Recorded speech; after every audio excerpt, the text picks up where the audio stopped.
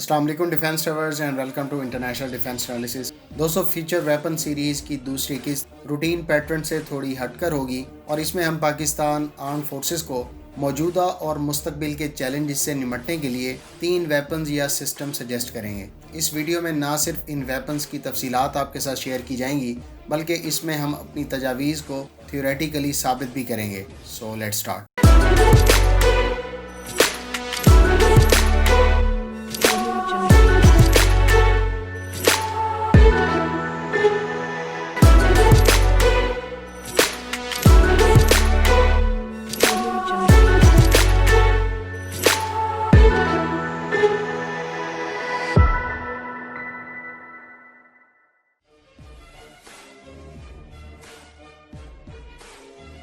سب سے پہلے اگر ہم افواج پاکستان کو دشمن سے لاحق موجودہ اور مستقبل کے خطرات پر نظر دوڑائیں تو ہم 3 مختلف ٹائپ کے چیلنجز دیکھ سکتے ہیں، جس میں پہلا ملک کے اندر دشمن کے سپانسرڈ گروہ جو زیادہ تر پاکستان کے صوبہ بلوچستان اور اسی طرح پاکستان کے ایک اور صوبے KP میں گاہے بگاہے کارروائیاں کرتے رہتے ہیں، جبکہ دوسرا چیلنج بھارت کی طرف سے خریدے جانے والے S-400 ایئر ڈیفنس سسٹم سے متعلقہ ہے، جو عنقریب اس کے حوالے کیا جانا ہے۔ اسی طرح سے تیسرا بڑا چیلنج اس کی ایئر فورس کے حال ہی میں خریدے گئے رافال کو لے کر ہے، جو بہرحال دور جدید کا ایک قابل بھروسہ اور صلاحیتوں سے بھرپور پلیٹ فارم ہے۔ اب ہم ان چیلنجز کو لے کر افواج پاکستان کے لیے 3 ویپنز اور سسٹمز تجویز کریں گے، جس پر ہو سکتا ہے پہلے ہی کام جاری ہو یا پھر مستقبل قریب میں اس حوالے سے کچھ اقدامات اٹھائے جائیں۔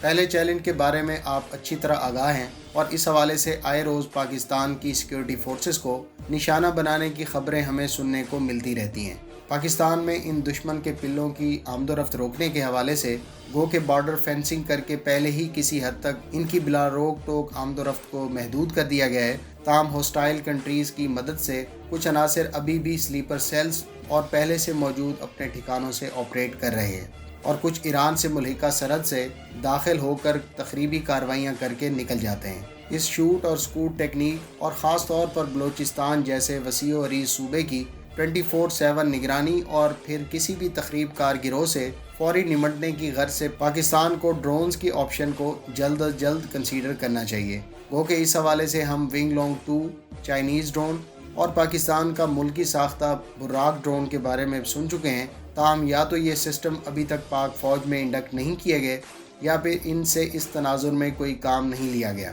پاکستان ڈرونز کے لیے فوری طور پر محدود تعداد یعنی 4 سے 6 ڈرونز ترکی سے یا پھر چین سے حاصل کر کے نہ صرف وائڈ ایریا سرویلنس یعنی نگرانی کا کام لے سکتا ہے، بلکہ ترک TB2 drone light attack drone ہونے کی وجہ سے تخریب کار عناصر کے گروہوں کو نشانہ بھی بنا سکتا ہے، یعنی یہ ڈرون سرویلنس اور کلوز ایئر سپورٹ دونوں طرح کے مشنز میں کارآمد ہے۔ اسی طرح سے کلوز ایئر سپورٹ کے لیے مشین گن سے لیس ڈرونز پر بھی غور کیا جا سکتا ہے، جس میں چائنیز اور ترک آپشنز اویلیبل ہیں۔ یاد رہے کہ TB2 ڈرون اور اسی طرح سے چائنیز آپشنز سیٹلائٹ کمیونیکیشن سے منسلک ہیں، لہٰذا ان کو پاکستان کی کسی بھی بیس سے کنٹرول یا آپریٹ کیا جا سکتا ہے، اور یہ سہولت ان ڈرونز کو لامحدود رینج فراہم کرے گی۔ مثال کے طور پر اگر ہم TB2 ڈرون کی بات کریں تو یہ ڈرون زیادہ سے زیادہ 27,000 فیٹ کی بلندی پر پرواز کر سکتا ہے، جبکہ اس کی زیادہ سے زیادہ سپیڈ 222 کلومیٹر پر آور ہے۔ لہٰذا مثال کے طور پر مکران کوسٹل ہائی وے اور اسی طرح کے دوسرے ہاٹ زون پیٹرولنگ ایریاز کو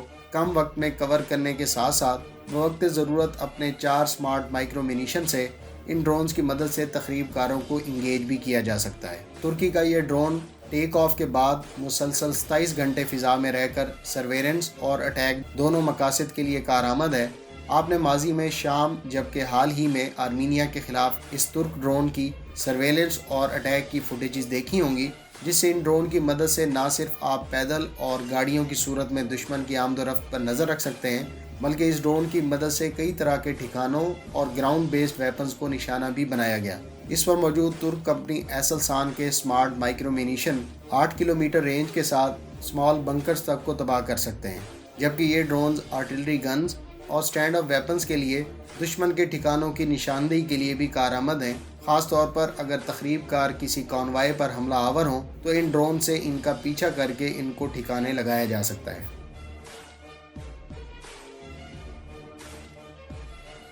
دوستوں، افواج پاکستان کو دوسرا بڑا challenge S-400 air defence system سے درپیش ہے۔ اس کو بھی ٹیکل کرنے کے لیے ہمارے مطابق ایک بہتر حل ڈرون اور الیکٹرانک وارفیئر کے کمبینیشن کا ہو سکتا ہے۔ آپ میں سے اکثر نے ترک ڈرونز کی کامیابی کو سنا اور دیکھا بھی ہے، تاہم ایک بہتر ایئر ڈیفنس رکھنے والے ملک کے خلاف ان ڈرونز کی کامیابی کی بنیادی وجہ گراؤنڈ بیسڈ اور موبائل الیکٹرانک وارفیئر سسٹمز تھے، جن کی مدد سے شام میں موجود ایئر ڈیفنس سسٹمز کے ریڈارز اور کمیونیکیشن کو کچھ وقت کے لیے ناکارہ بنایا جاتا تھا اور ان ڈرون سے پھر اس کے میزائل لانچرز کو ٹارگٹ کیا جاتا تھا۔ یہی طریقہ کار آرمینیا کے S-300 ایئر ڈیفنس سسٹم کے خلاف بھی کامیابی سے استعمال میں لایا گیا، جبکہ ترک حکام اور دیگر دفاعی تجزیہ کار یہ بات کئی مرتبہ کہہ چکے ہیں کہ ترکی آپریشن سپرنگ شیلڈ میں دراصل ترک اور شام کے زیر استعمال روسی الیکٹرانک وارفیئر اور کاؤنٹر الیکٹرانک وارفیئر کی لڑائی تھی۔ یاد رہے کہ ترکی نے اس آپریشن میں ایسلسان کا تیار کردہ کورال اور Reddit ground based mobile electronic warfare کا استعمال کیا، جبکہ شام کے پاس روس کے الیکٹرانک وارفیئر سسٹم موجود تھے۔ ترک EW سسٹمز نے شام اور آرمینیا کے ریڈارز اور کمیونیکیشن سسٹم کو مفلوج کیا اور پھر ڈرونز کی مدد سے tanks, armoured vehicles, air defence system, multiple rocket launch system اور توپوں کو نشانہ بنایا گیا۔ جب دشمن ملک کا الیکٹرانک وارفیئر اور ایئر ڈیفنس ناکارہ یا مفلوج ہو جائے تو پھر 50 ٹن وزنی ٹینک کے لیے ہلکے وزن والے ایمونیشن ہی کافی ہو جاتے ہیں، جیسا کہ ہم لیبیا، آرمینیا اور شام کے حوالے سے مختلف ویڈیوز میں دیکھ چکے ہیں۔ دوستو، جب ہر کوئی دشمن کے ایئر ڈیفنس کو تباہ کرنے کے لیے لڑاکا طیاروں اور suppression of enemy air defence یعنی سیڈ مشنز کے لیے جنگی جہازوں کو استعمال کر رہے تھے، ایسے موقع پر ترکی نے اپنے ANKA-S اور TB2 ڈرون سے یہ کام کامیابی اور کم خرچ میں سر انجام دیا۔ جہاں دونوں ڈرونز دشمن کے الیکٹرانک وارفیئر خطرات سے نمٹنے کے قابل ہیں، وہاں ANKA-S ڈرون بلند پرواز اور TB2 ڈرون کم ریڈار کراس سیکشن یعنی RCS کی بدولت خاصے کارآمد ثابت ہوئے ہیں۔ لہٰذا ہمارے مطابق پاکستان مستقبل میں اس اسٹریٹجی کے تجربات کی روشنی میں الیکٹرانک وارفیئر کے لیے ترک کورال اور ریڈٹ 2 الیکٹرانک وارفیئر نظام اور ڈرونز کے کمبینیشن کو دشمن کے S-400 ایئر ڈیفنس سسٹم جیسے چیلنج سے نمٹ سکتا ہے۔ کورال الیکٹرانک وارفیئر سسٹم کی اگر ہم بات کریں تو یہ سسٹم 4 الیکٹرانک اٹیک سسٹم اور 1 الیکٹرانک سپورٹ سسٹم پر مشتمل ہے، جبکہ اس کا operational control unit NATO standard پر تیار کردہ ہے۔ ان سسٹمز کو 8x8 ٹرکس پر ماؤنٹ کیا گیا ہے اور ان کو ایک دوسرے سے 500 میٹر کے فاصلے پر اسٹیشنڈ کیا جا سکتا ہے۔ اس سسٹم کی خاص بات یہ ہے کہ ایک ہی وقت میں دفاعی اور جارحانہ طرح کے الیکٹرانک وارفیئر کی سہولت فراہم کرتا ہے، اور یہ کئی طرح کے روایتی اور پیچیدہ ٹائپ کے دشمن کے ریڈار سگنلز کو تلاش، اینالائز، شناخت اور انٹرسیپٹ کرنے کے علاوہ ان کی سمت کا تعین کر سکتا ہے۔ اس میں دشمن کے ایئر، لینڈ اور سمندر میں موجود ریڈارز کو جیم، مفلوج اور دھوکہ دینے کی صلاحیت موجود ہے۔ اس کے ڈیجیٹل ریڈیو فریکوینسی کی بدولت یہ خود کار نظام سے اس خطرے کو رسپانس کر سکتا ہے۔ اس کی رینج 200 کلومیٹر ہے اور یہ سسٹم -30 ڈگری سینٹی گریڈ سے +50 ڈگری سینٹی گریڈ پر کام کر سکتا ہے، جبکہ ترکی کی ایسلسان نے اس کے ایڈوانس ورژن پر پہلے ہی کام شروع کر دیا تھا اور آج سے 3 روز قبل اس کا ایڈوانس ورژن بھی متعارف کروا چکی ہے۔ اسی طرح سے گو کہ ریڈٹ 2 بھی ایسلسان کا تیار کردہ سسٹم ہے اور تقریباً ایک ہی طرح کی ٹیکنالوجیز کا دونوں میں استعمال کیا گیا ہے، تاہم ان دونوں کی آؤٹ پٹ پاور، ڈیٹیکشن اور جیمنگ رینجز میں فرق پایا جاتا ہے۔ کورال ایک بڑا سسٹم ہے اور اس کو زیادہ فاصلے پر دشمن کے ریڈارز کو جیم اور شناخت کے لیے استعمال کیا جا سکتا ہے، جبکہ ریڈٹ 2 کو ایریا آف آپریشن کے قریب یعنی تقریباً 100 کلومیٹر کی دوری پر کام میں لایا جا سکتا ہے۔ لہٰذا ہمارے مطابق پاکستان کے پاس موجود فضائی الیکٹرانک وارفیئر اثاثوں اور ground based electronic warfare systems کی مدد سے دشمن کے ایئر ڈیفنس سسٹم کے ریڈارز کو ناکارہ بنا کر ڈرون یا کسی بھی اسٹینڈ آف ویپنز جیسا کہ Babur cruise missile, air launch H-4 اور H-2 اسٹینڈ آف ویپن سے نشانہ بنا سکتا ہے، جبکہ مستقبل میں متوقع سپر سونک کروز میزائل اور ان الیکٹرانک وارفیئر سسٹمز کا کمبینیشن بھی ایک ڈیڈلی کمبینیشن بن سکتا ہے۔ الیکٹرانک وارفیئر سسٹم کی بدولت جب آپ دشمن کے ریڈارز کو ناکارہ بنا دیں تو لوٹرنگ منیشن بھی اس مقصد کے لیے ایک کارآمد ہتھیار کے طور پر استعمال میں لایا جا سکتا ہے۔ عین ممکن ہے کہ پاکستان کے عسکری ادارے پہلے ہی اس پر کام کر چکے ہوں یا پھر یہ کام تکمیل کے مراحل میں ہوں۔ آپ کو ہماری یہ سجیشن کیسی لگی، اس کا اظہار کمنٹ باکس میں ضرور کریں۔ ویورز، اگر آپ الیکٹرانک وارفیئر سسٹم کی ٹائپس اور پاکستان کے پاس موجود الیکٹرانک وارفیئر ایسٹس کے بارے میں جاننا چاہتے ہیں تو اس ڈیٹیل اور اہم ویڈیو کا لنک ڈسکرپشن میں موجود ہے۔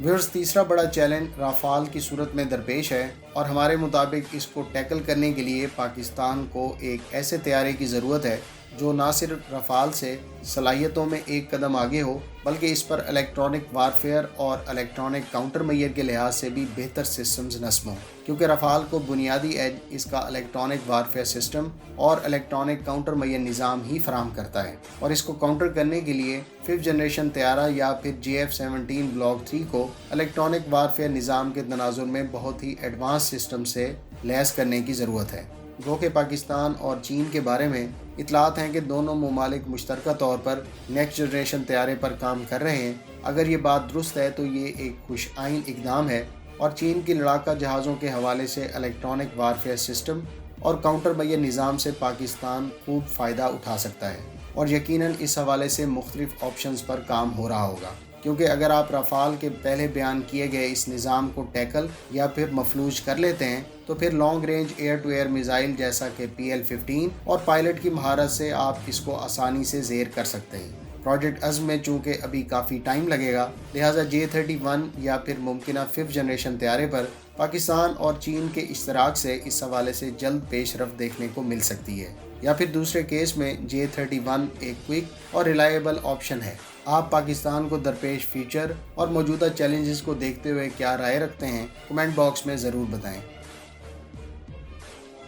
اگر آپ کو یہ ویڈیو اچھی لگی تو اس کو لائک اور دوستوں کے ساتھ ضرور شیئر کریں۔ ملتے ہیں نیکسٹ ویڈیو کے ساتھ، اپنی دعاؤں میں یاد رکھیے گا۔ اللہ حافظ۔ پاکستان زندہ باد۔